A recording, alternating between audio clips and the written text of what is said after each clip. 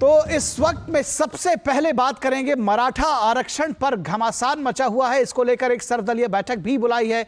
मुख्यमंत्री ने इस सर्वदलीय बैठक में तमाम बड़े नेता राज्य के शामिल हुए। क्या कुछ इससे निकल कर आया और क्या कुछ है ये पूरा मुद्दा, इस पर बात करेंगे। मराठा आरक्षण, मराठा समाज के लोग मनोज जरांगे के नेतृत्व में आरक्षण की मांग को लेकर पिछले 8 दिनों से अनशन पर बैठे हैं। जरांगे ने मराठा समुदाय के लिए कुणबी जाति का प्रमाण पत्र की मांग भी उठाई है। मनोज जरांगे के नेतृत्व में 24 अक्टूबर से आंदोलन चल रहा है। कई स्थानों पर आंदोलन हिंसक भी हो चुका है। प्रदर्शनकारियों द्वारा कई विधायकों के आवास और सरकारी भवनों पर तोड़फोड़ और आगजनी किए जाने की घटनाएं लगातार पिछले कुछ दिनों से सामने आई हैं और इसको लेकर इंटरनेट पर पाबंदी भी लगाई गई। कई जिलों में मराठा समुदाय लंबे समय से आरक्षण की मांग कर रहा है। 80 के दशक में पहली बार महाराष्ट्र में आरक्षण की मांग ने आंदोलन का रूप लिया था और इसके बाद वर्ष 2016 से 2018 के बीच कई दौर के आंदोलन हुए। महाराष्ट्र सरकार ने वर्ष 2018 में कानून बनाया और मराठा समुदाय को 16% आरक्षण दिया गया, लेकिन जब मामला बॉम्बे हाईकोर्ट पहुंचा तो कोर्ट ने इसे कम करते हुए सरकारी नौकरियों में 13% और शैक्षणिक संस्थानों में 12% आरक्षण कर दिया। इसके बाद जब यह मामला सुप्रीम कोर्ट पहुंचा तो मई 2021 में सुप्रीम कोर्ट में 5 जजों की संवैधानिक पीठ ने इस आरक्षण पर रोक लगा दी। मंगलवार को राज्य कैबिनेट ने आयोग की रिपोर्ट को अपना लिया था, लेकिन आंदोलनकारी इससे शांत नहीं हुए हैं और ये अभी भी जारी है। कई जिलों में आरक्षण के समर्थन में प्रदर्शन जारी है। आंदोलनकारी तत्काल विधानमंडल का विशेष सत्र बुलाकर सदन में मराठा समाज को आरक्षण की घोषणा करने की मांग कर रहे हैं। महाराष्ट्र के मुख्यमंत्री एकनाथ शिंदे ने आज मराठा आरक्षण के मुद्दे पर चर्चा के लिए एक सर्वदलीय बैठक बुलाई ताकि मुद्दे पर एक राय से हल निकाला जा सके। इसमें शरद पवार समेत तमाम बड़े नेता शामिल हुए। तो मनोज जरांगे के नेतृत्व में आरक्षण की मांग को लेकर पिछले 8 दिनों से अनशन जारी है और इस आरक्षण के मुद्दे पर प्रदेश की शिंदे सरकार द्वारा बुलाई गई सर्वदलीय बैठक में राज्य में मराठा समाज को आरक्षण देने की बात कही गई है। और क्या कुछ है इस पर जानने की कोशिश करेंगे कि एकनाथ शिंदे क्या कुछ कह रहे हैं इसमें लेकर। मराठा समाजाला आरक्षण मिळालं पाहिजे ही भूमिका जी सरकारची आहे ती सर्वांचीच भूमिका आहे, त्यावर सर्वांचं एकमत आहे आणि ते आरक्षण कायद्याच्या चौकटीमध्ये बसणारं आणि टिकणारं आरक्षण दिलं पाहिजे ही भावना देखील या ठिकाणी व्यक्त केली। तशा प्रकारचा ठराव देखील करण्यात आला। राज्यामध्ये जी कायदा सुव्यवस्थेचा प्रश्न निर्माण झाला आहे, ज्या दुर्दैवी घटना होत आहेत, जाळपोळीच्या, तोडफोडीच्या, त्याच्यावर सगळ्यांनीच तीव्र नापसंती व्यक्त केली आणि अशा प्रकारच्या घटना घडल्यामुळे मराठा समाजाचं जे शांततेने आणि शिस्तप्रिय असणारं आंदोलन याला देखील गालबोट लागलं। और इस मुद्दे पर आपने सुना कि मुख्यमंत्री का कहना है कि उनकी सरकार द्वारा जो सर्वदलीय बैठक बुलाई गई थी उसमें बैठक में मराठा समाज को आरक्षण देने पर आम सहमति बनी है। इसको लेकर सर्वदलीय बैठक में आम सहमति से एक प्रस्ताव पारित किया गया है। सर्वदलीय बैठक को लेकर सीएम ने साफ तौर पर कहा, जो अभी आपने सुना, कि मराठा आरक्षण को लेकर तेजी से काम चल रहा है। उन्होंने कहा कि आरक्षण देने को लेकर थोड़ा समय दिया जाए। मराठा समाज को आरक्षण देना ये एक अहम मुद्दा है। मराठा आरक्षण देने को लेकर सभी दल सहमत हैं और इसके लिए तेजी से काम चल रहा है, लेकिन सभी को इससे समझना होगा।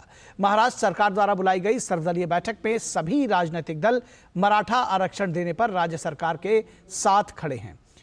और महाराष्ट्र के मुख्यमंत्री एकनाथ शिंदे ने मुंबई में मराठा आरक्षण पर सर्वदलीय बैठक की अध्यक्षता की। इस दौरान बैठक में deputy CM Devendra Fadnavis, CM Eknath Shinde, NCP प्रमुख शरद पवार सहित कई अन्य लोग मौजूद रहे। इस आंदोलन को लेकर राज्य में हुई हिंसक घटनाओं का सभी दलों ने इसकी निंदा की है और बैठक में राजनीतिक दलों ने प्रस्ताव पारित कर इस मुद्दे पर मराठा समाज से शांति बनाए रखने की अपील की है।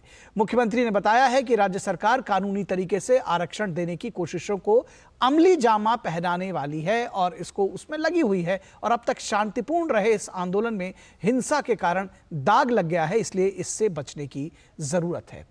अब उद्धव ठाकरे गुट की यानी शिवसेना के उद्धव ठाकरे गुट की नेता प्रियंका चतुर्वेदी क्या कुछ कह रहे हैं इस पूरे मुद्दे पर, आइए उनको भी सुन लेते हैं। मराठा रिजर्वेशन को लेकर जो आंदोलन चल रहा है और जो समर्थन उद्धव जी ने दिया है, और वो भी मांग कर रहे हैं कि जल्द से जल्द इसका निर्णय होना चाहिए, क्योंकि इनके पास सवालों के जवाब नहीं होंगे, इसलिए इन्होंने इस तरीके का काम किया है। और इस पूरे मुद्दे पर बातचीत करने के लिए हमारे साथ शिशिर सेलार हमारे संवाददाता मुंबई से जुड़े हुए हैं इस पूरे मुद्दे पर बातचीत करने के लिए। शिशिर, सर्वदलीय बैठक हुई है, सभी दल एक साथ खड़े हुए हैं, लेकिन सियासत जो है वो जारी है। क्या कुछ आप जानकारी हमें देंगे किस तरह से ये मुद्दा आगे बढ़ रहा है और क्या कुछ कहना है आंदोलनकारियों का?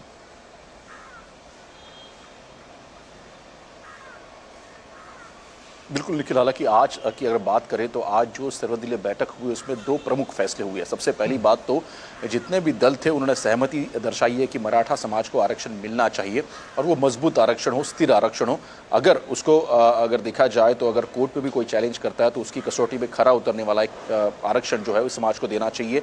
ये पहली मांग थी, इस पर सभी पार्टीज जो है वो एक सहमत हुई है। दूसरी मांग ये थी, जिस प्रकार से आंदोलनकारी की छुटपुट घटनाएं महाराष्ट्र में हुई है, आगजनी कई जगहों पर हुई है, जिस प्रकार से समाज आक्रामक है, तो इस प्रकार से समाज को ऐसे आक्रामक नहीं होना चाहिए। सरकार द्वारा भी अपील की गई, अब सब नेता एक साथ थे तो एक परिपत्रक भी निकाला गया, उसके जरिए जो है कहा गया है कि इस प्रकार से जो है समाज जो है वो आक्रामक न हो और सरकार इस वक्त कार्यरत है किस प्रकार से जो मराठा जो समाज है उसको रिजर्वेशन दिया जाए। और दूसरे जो बैठक में दो प्रमुख बातें हुई जिसमें हुई, जिसकी जिक्र मैं भी करना चाहूँगा, उसमें यह कहा गया सबसे पहली बात तो जो कुनबी समाज के लोग हैं, हालांकि मराठा कुनबी ये अगर देखा जाए तो काफ़ी पुराना मसला है, लेकिन सरकार की तरफ से आज जो बैठक हुई उसमें ये कहा गया है कि जो कुनबी समाज के लोग हैं उनको जल्द से जल्द सर्टिफिकेट जो है वो मुहैया कराए जाए। जो पुरानी दस्तावेज है उनको एक बार फिर से खंगाला जाए और साथ ही साथ जिनके दस्तावेजों में कुनबी जात का उल्लेख है वहाँ पर जो है उनको सर्टिफिकेट दिया जाए। पहली सबसे महत्वपूर्ण बात। और दूसरी बात आज के बैठक में ये भी कही गई है कि जो पिछली बार सुप्रीम कोर्ट द्वारा इस मसले को खारिज किया गया था, जो उसमें जो खामियां थी वो खामियां निकालने की बात है। मसलन अगर मैं कहूं तो जिस प्रकार से मराठा समाज का पिछड़ापन साबित करना एक प्रमुख मुद्दा है और इसीलिए राज्य पिछड़ा वर्ग आयोग है उसके पास भी जो है ये केस गया है, वहां पर भी जो है फिर से एक बार इसकी पुनर्विचार होगा कि किस प्रकार से मराठा समाज इस वक्त जो है वो पिछड़ा है, ऐसी कौन सी चीज़ें, कौन सी दलीलें हैं जो रिकॉर्ड पे लाने की ज़रूरत है, उन पर भी एक बार फिर से काम होगा। तो राज्य पिछड़ा आयोग भी इस पर काम करेगा और किस प्रकार से जो मराठा समाज है वो पिछड़ा है ये दर्शाने की कोशिश भी यहाँ पर की गई सरकार द्वारा। इन दोनों चीज़ों पर इस वक्त जो है सरकार ने कहा है कि इन दोनों चीज़ों पर काम होगा। साथ ही साथ क्यूरिटी पिटीशन जो है सरकार ने सुप्रीम कोर्ट में दायर की है उस पर भी। शिशिर, इस बैठक को लेकर जो आंदोलनकारी हैं उनका कोई रिएक्शन अभी तक?